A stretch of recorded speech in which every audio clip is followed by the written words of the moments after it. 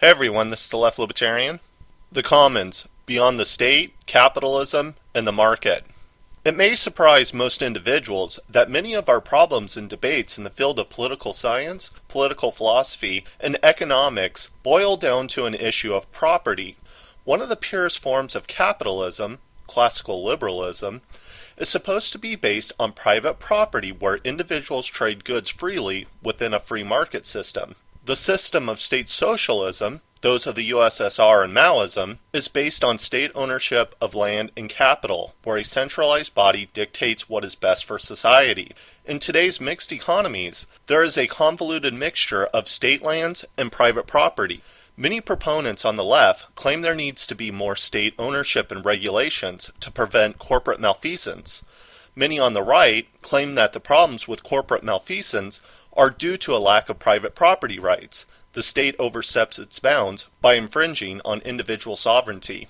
The left libertarian perspective is a synthesis between state and private property, or at least an attempt to eliminate many of the problems associated with both the state and private property. Left libertarians advocate self-managed commons in place of state ownership and replace private property with personal possession. The commons and personal possession shouldn't necessarily be seen as antithetical to the state and private property, but a reworking of the two concepts. In both cases, we'll find that the commons and personal possession share many positive aspects of private and state ownership while eliminating many of the negative features. The commons. Our inquiry begins with a simple question. Who owns the world we've inherited? Who owns the air? Who owns the forests? Who owns the rivers, skies, and minerals that we all rely on?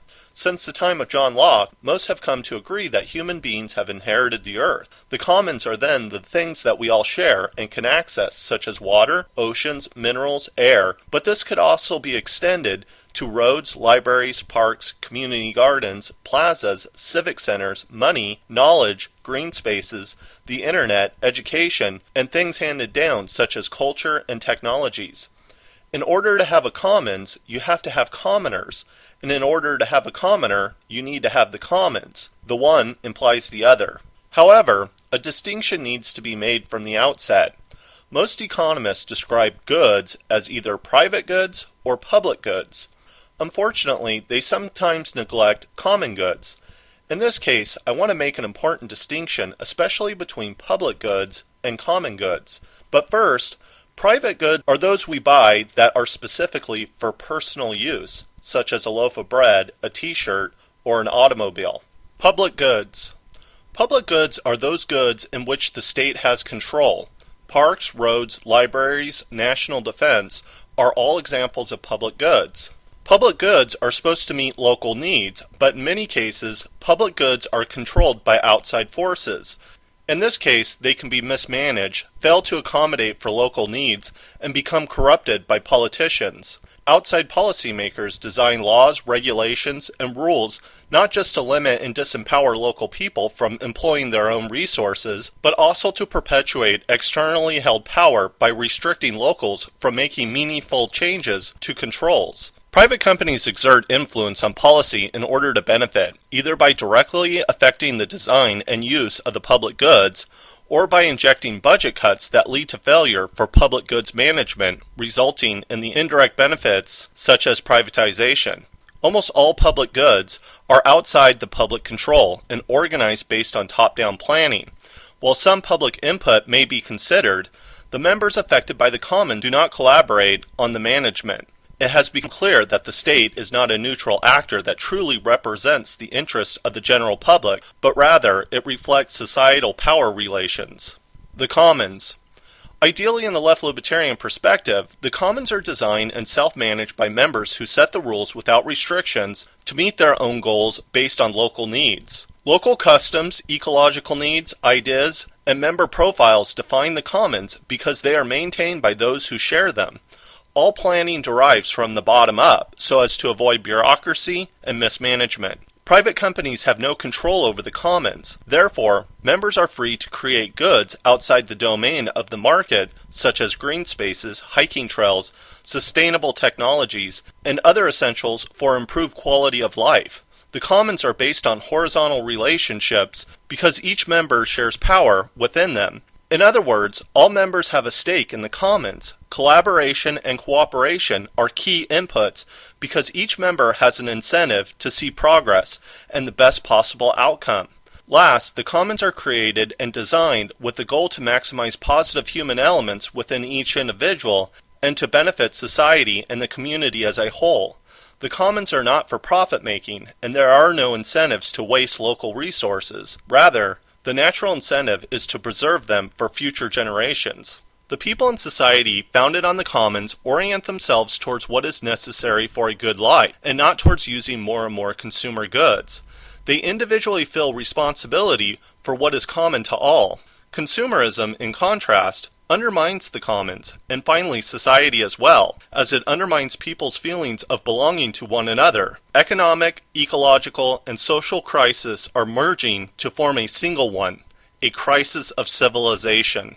Ever since Garrett Hardin's paper, Tragedy of the Commons, in the journal Science, the concept of the commons has been ridiculed by economists and political philosophers alike. The paper had many ideological supporters. Neoliberals used his paper as a blunt object to anyone who didn't agree with privatization, while some on the left used his paper to turn the commons into public goods.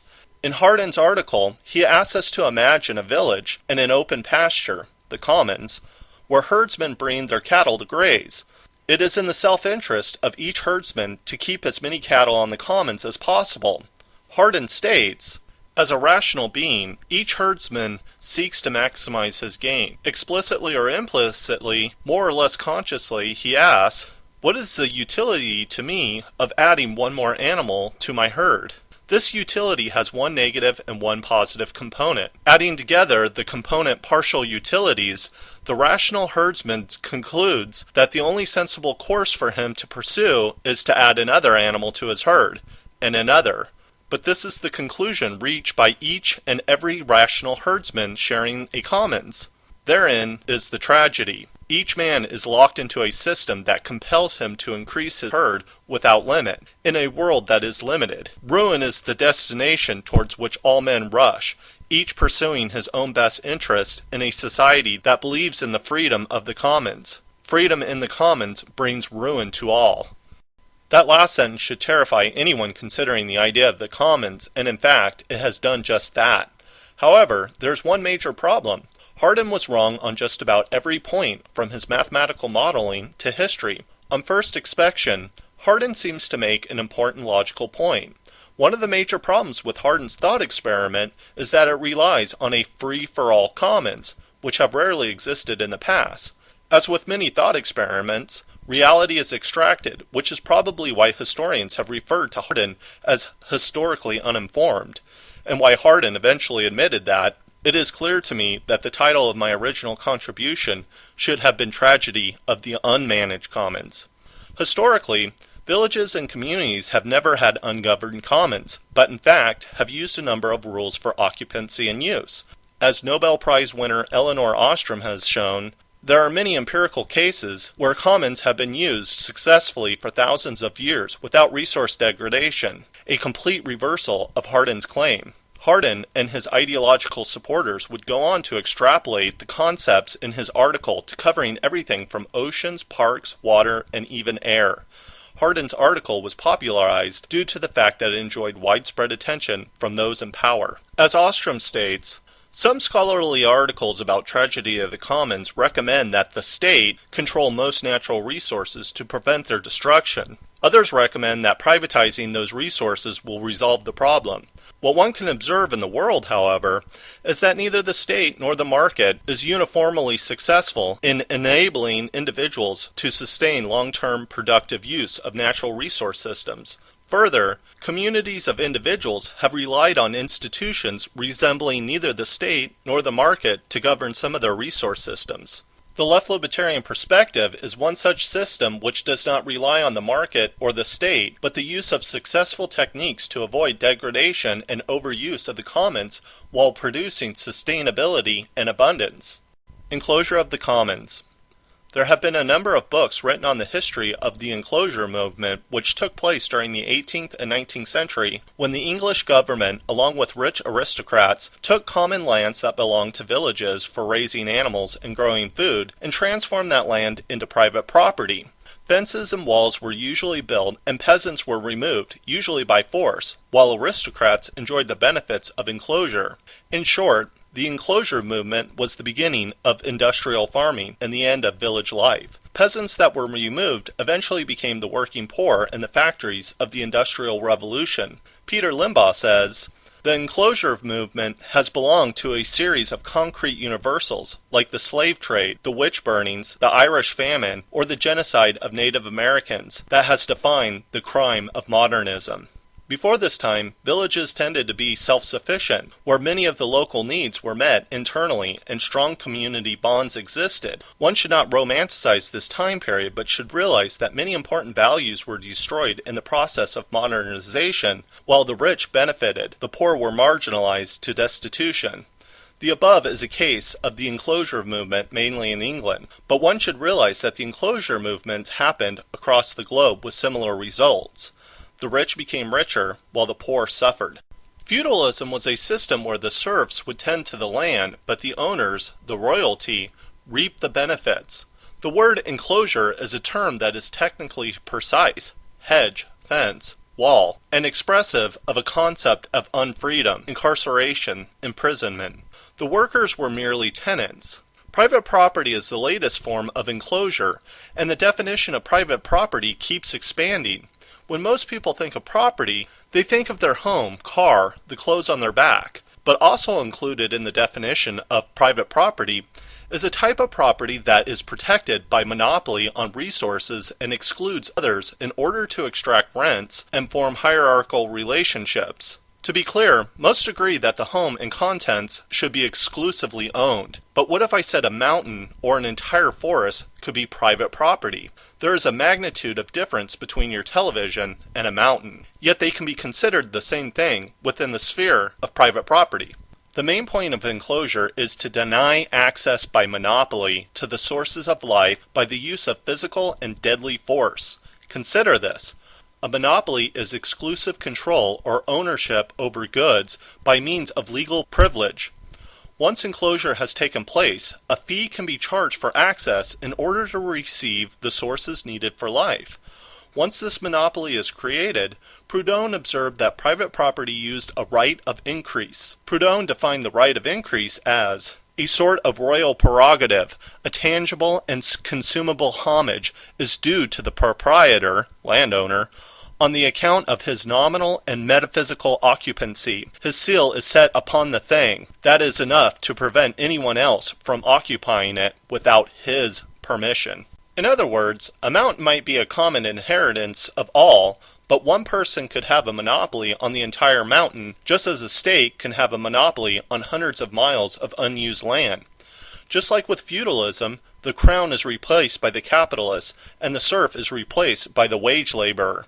Once a monopoly is established, Proudhon noticed that the right of increase came in different forms. If by land, farm rent. If by houses and furniture, rent. If by life investments, revenue. If by money, interest.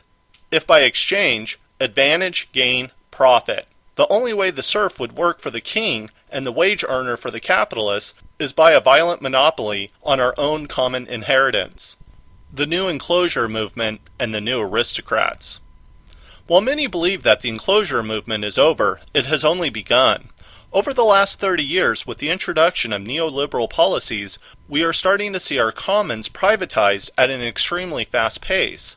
The knowledge industry, oceans, space, music, mountains, air, forests, waterways, software, genetics, culture, and even food seeds are held through power. The privatized commons means we are turning over our most shared resources to private companies, the new aristocrats, to monopolize and benefit from them, while the commoners and consumers alike can expect to pay a fee for access. We are seeing the destruction of the commons at an unprecedented pace and scale. As this destruction is happening globally, we are in parallel destroying the possibility of a new society of abundance by creating a society of increasing scarcity. Many on the left would like to think that the government can mitigate this process. In reality, the government is the source of the problem, symbiotic with private capital. After all, government is creating new monopolies for private use of the commons, and government is backing private monopolies by the use of force.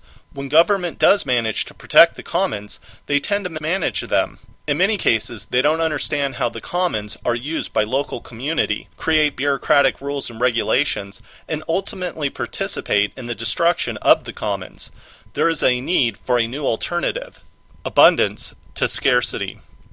Both private property and state property produce scarcity. Mainstream economists proclaim that only free market capitalism can provide protection against issues of scarcity by market allocation. Unfortunately, many economists see the world through an extremely narrow framework, which creates a false dichotomy between state socialism and free market capitalism, considering no other alternative.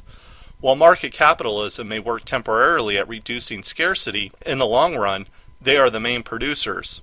This brings up the economic issue of rivalry. Certain goods can be said to be rivalrous if one person's use precludes another person's ability to use it.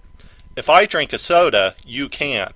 If I buy a car, you can't drive that same car. Not all goods are rivalrous. For example, just because I watch a television show, that does not mean you cannot. Ostrom has pointed out a major problem with the definition of rivalry. In reality, there are degrees, or what she calls subtractability, in which another individual's opportunity for use are not necessarily lost due to one's own use, but something is subtracted from them. For example, there is a big difference between drinking water from a spring, which you cannot drink again, and taking all the water just for myself. I have subtracted by taking some water, but that doesn't mean I've taken all the water because you can drink after me. Why is all of this important? Mainstream economists have concluded that rivalrous resources should be managed by the market. Non-rivalrous resources should be managed by the state. This false dichotomy has created a real tragedy of the commons because the entire commons is being redefined to be considered rivalrous. For instance, water is usually considered non-rivalrous. But if I buy a lake, then that transforms it into private property. I can bottle the water and make it a rivalrous good. Connected with rivalry are excludable and non-excludable goods. In the above example of owning a lake, I have excluded others. With private property, anything and everything could be considered excludable. To take a current day example, thanks to new technology, music and software can now be copied indefinitely at no additional cost. In other words, there is no scarcity. But if you turn music into a form of private property, it becomes rivalrous, excludable, and you create artificial scarcity. This means that owners of private property can now charge a fee. Without private property, music is non-rivalrous, non-excludable, and non-scarce. The focus of neoliberal policies being spread worldwide is to take anything and everything and turn it into private property so that a very small handful of people can benefit from monopolies, and the state is being used to enforce these monopolies. Let's take another simple case. At this moment, most people don't own the means of production. That is, the tools, factories, or workplaces which we need in order to produce necessities. Every worker could have access or be part owner to a factory or workplace. However, the monopoly of private property means that only a very select few have access. Instead of having abundance, private property means scarcity. It means that the vast majority of people must rent themselves to another human being in order to survive. There is also the example of knowledge. Knowledge can be considered private property in the form of intellectual property, meaning that only those with access can be informed about the hidden secrets of nature, sometimes at the expense of human life and suffering as it pertains to medical and pharmaceutical industries. Instead of having degrees of rivalrous resources, excludability implies monopoly, and monopoly implies scarcity and the redistribution of resources and wealth to the new aristocrats. Instead of market capitalism being the solution to scarcity, it turns out to be a source of additional scarcity. Rules of the Commons. In her book, Governing the Commons, The Evolution of Institutions for Collective Action, Ostrom has documented how different communities around the world have substantially managed their own commons, many for over 1,000 years, without resource mismanagement or resource depletion. These commons include things such as fisheries, waterways, grazing land, forest, and so on. What she found was a number of highly successful rules that promote self-management, sustainability, equity, and mutual respect among commoners. She has detailed 8 principles for the commons. 1. Define clear boundaries for sharing. This is perhaps the most important guideline for successfully managing and maintaining the commons, because without boundaries, disputes can arise. There is a need to set boundaries defining the use of neighborhood, local, regional, and global open access resources. Community gardens, parks, roads, and resources required but not available locally are examples of open access resources. The type of boundaries defined include such things as who uses what, how resources are planned, and how sharing with other communities occur. 2. Rules governing use are matched to local needs and conditions. Clear rules for use must exist and should pair with the local needs and conditions.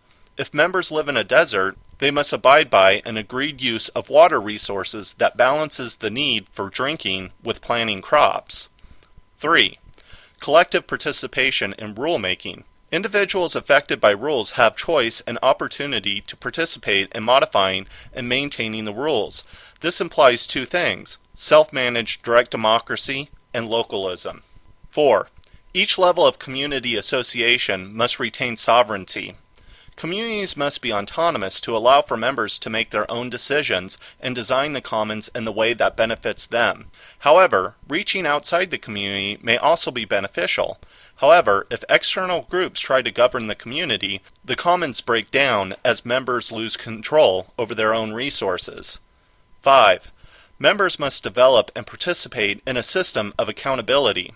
Members who are affected by the commons must be accountable to one another to make sure that behaviors are in line with other members. This implies audit or monitoring of appropriation and provision levels of the users of the commons. 6. Graduated sanctions for rule violators. People who violate rules must receive sanctions that vary depending on the offense and the frequency of the offended violations. Punishments range from the minimal to more extreme forms of punishments. However, Ostrom notes that because in these robust institutions, monitoring and sanctioning are undertaken not by external authorities, but by the participants themselves, the initial sanction used in these systems are also surprisingly low. Therefore, the costs of monitoring are low in many long-term CPRs, or common pool resources, as a result of the rules in use. Sanctions rarely come into play, as commoners rarely break rules. The incentives that drive people to follow the rule system are trust, character, and relationships. 7. Dispute resolution must be accessible and low cost. Disputes today, especially environmental issues, can take years, where large corporations can carry out long-term delays amounting millions of dollars, while those affected have little chance of real justice. Resolution needs to occur in low-cost structures that provides everyone who shares the commons the opportunity to bring to light and solve disputes. 8. Nested and interconnected layers of responsibility allow for scalable and complex governance of the commons. Large collections of interconnected social groups act as large-scale societies that govern the commons in scalable, layered relationships. As Ostrom says, all of the more complex, enduring common pool resources meet this last design principle. Establishing rules at one level without rules at other levels will produce an incomplete system that may not endure over the long run. Nesting means that those affected can participate in decision-making that affect them. For instance, a large river that travels through a number of communities needs representation from all the communities affected. This is a very large subject for which volumes could be written. But in short, communities shouldn't be viewed as tribal groups, but the integration of producers and consumers. Many civil society organizations could evolve into local regional councils and common trusts, or perhaps form partnerships with them. The increased participation and political choices offered to citizens through these new accountability structures would transform economic, social, and political decision-making at all levels of the commons: local, state, interstate, regional, and global. When Ostrom looked at commons that were mismanaged, depleted, or communities that failed, what she found was a lack of many of the above guidelines. Ostrom and her guidelines of successful commons are completely in line with the left-libertarian perspective. The left-libertarian alternative. Left-libertarians replace private property with personal possession, and state lands with the commons. Personal possession are the things you own, such as your home, car, television, clothes, and the stuff purchased for personal use from a store. A possession is considered private property of the user because they hold a monopoly on that possession. There tends to be an automatic assumption that when left-libertarians reject private property, they reject personal possession, homes, cars, clothes, books, computers, etc., and must advocate something akin to Stalinism or collective farming in China. Perhaps it is better to say that left-libertarians aren't against private property, but rework the subject. Beyond personal possessions, everything is part of the commons, including the air, ocean, waterways, forests, factories, workplaces, parks, libraries, roads, knowledge, music, education, culture, civic centers, etc. The commons are not owned by any one member, and in fact shouldn't be considered owned at all. The commons are simply managed, and when our society eventually dies, it is left to the next generation to manage. In other words, nature and its resources has its own intrinsic value beyond what utility it can provide for human beings. This is the opposite mentality of many private property advocates such as William Blackstone, who defines private property as that sole and despotic dominion which one man claims and exercises over the external things of the world in total exclusion of the right of any other individual in the universe. What the above implies is that left-libertarianism is decentralized and both anti-capitalist and anti-state. However, the above should not be confused as a society without boundaries.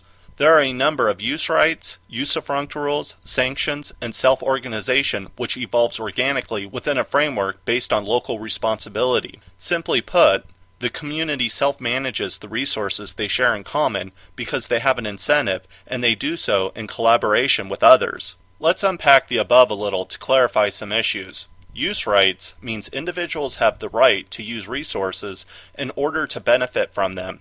For instance, a worker-run firm is part of the commons, owned by no one, but it is the worker in that particular shop who has the use rights. A person from another region can't simply walk into the factory and start using tools because they don't have the use rights. Left-libertarianism is a system of use rights and possessions.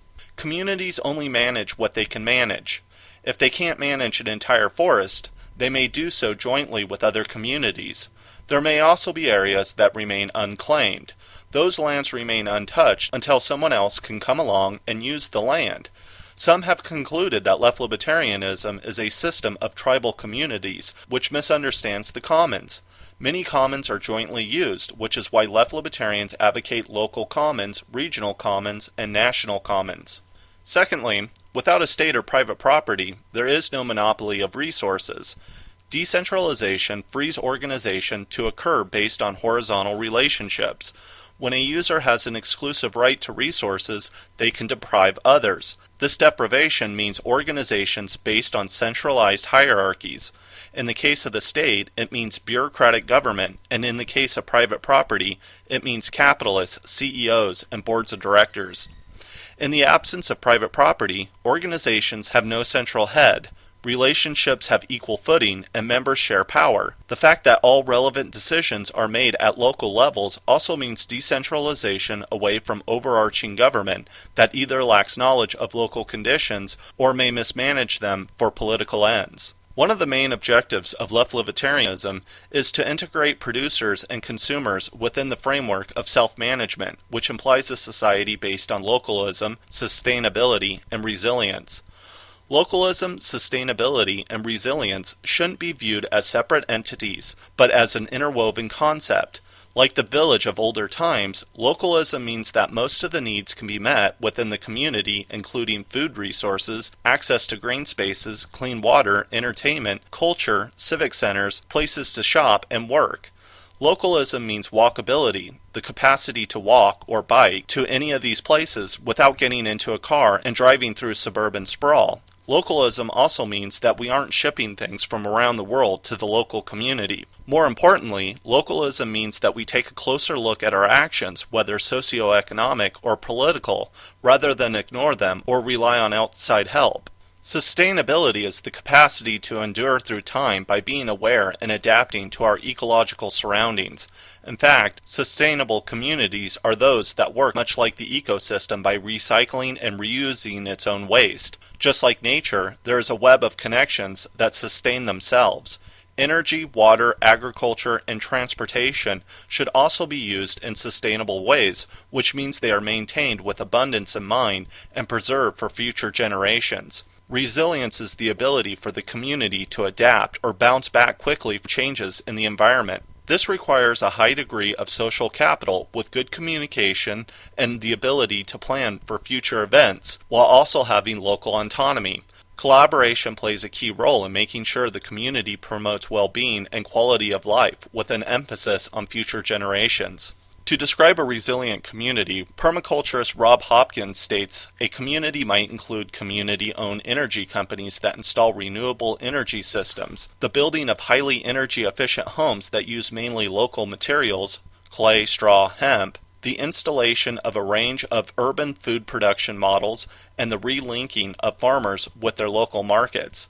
By seeing resilience as a key ingredient of the strategies and approaches that will enable community to thrive beyond today's economic turmoil, huge creativity, reskilling, and entrepreneurship are unleashed. So within the framework of a design community, there is a real chance of developing a society based on abundance. However, many mainstream economists scoff at the very idea and consider it absolutely impossible. Humans have unlimited wants, which might be true. The real revelation is that abundance is impossible within the framework of market capitalism. Capitalism is a system that must continually grow or suffer the consequences of collapse. Secondly, market actors can't buy their way into consciously designed environments. However, within the framework of the planned commons, abundance is a real possibility. One criticism of the commons comes from neoliberals and other proponents of free market capitalism. From their perspective, the commons is a collectivized dystopia where mob democracy rules. They claim that individual sovereignty is violated because an individual can't own a mountain, or a lake, or any commons. They believe that we should leave it up to the individual consumers to decide if a company like Walmart should survive. After all, consumers know best. These criticisms can be dismissed easily. First off, the idea that democracy is mob rule in a freely associated organization is really a sales pitch for minority or elite rule. Free market capitalists reject the idea that workers should have control and believe that private owners should decide for everyone. The same applies to our commons. They don't want the people who are affected by the commons to have a say. They would rather hand the commons over to private companies, a small elite in society, so they can have a monopoly on resources to gain profits. One common description of free market capitalism is that a rising tide lifts all boats. This is the belief that a market is a holistic system which raises all the individuals in society. If the market is a holistic system, then the institution of the market will shape everything within it. In other words, the market will shape everything. The market is perhaps the most thorough, penetrating institution ever devised by human beings. It reaches worldwide and determines everything from the way products are manufactured to the way communities are organized. Markets will also dictate if communities are sustainable, resilient, or local, while also determining the relationships of the members and how they interact with each other. This is as true globally as it is locally. What we are seeing with the global market is that we are shaping goods from all around the world, resulting in a real tragedy of the commons, depleting resources, increasing pollution, and non-existent communities and cultural homogeneity. The term consumer knows best is absolute nonsense. Consumers don't know what's best because they lack the necessary information. Consumers lack knowledge about the conditions in which their goods were produced, such as whether clothes were made in a sweatshop, if the meat comes from animals treated inhumanely, or if coercion or child labor was used. Consumers rarely understand how products got to the market, such as long-term scale or impact of distribution systems, the impact of production on local environments where they were produced, or the complex relationship between vendors and subcontractors. Consumers will unknowingly participate with their wallet in supporting despotic states, horrifying working conditions, and menacing environmental practices that they would otherwise be repulsed by. Market participation can also act in ways that appear rational, but on larger scales can be completely irrational. For instance, one person driving their car is totally rational, but when everyone does it, it leads to pollution, congestion, physical and social health problems, and the destruction of the environment. The consumer knows best is a complete myth and only leads to irrational collectivism.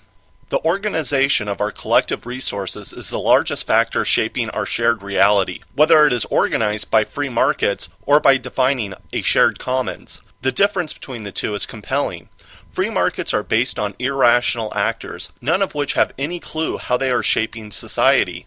Market capitalism leads to structural isolation, where communities become fragmented and individuals become alienated. In this environment, the commons are turned into valueless utility units, but value cannot simply be collapsed into a single scale of commensable tradable value, that is, price, and it occurs through a process that are too subtle, qualitative, and long-term for the market mandarins to measure. On the other hand, the commons are deliberative, informed, and decisively designed and managed to flexibly maximize the attainment of the intentional goals of the members.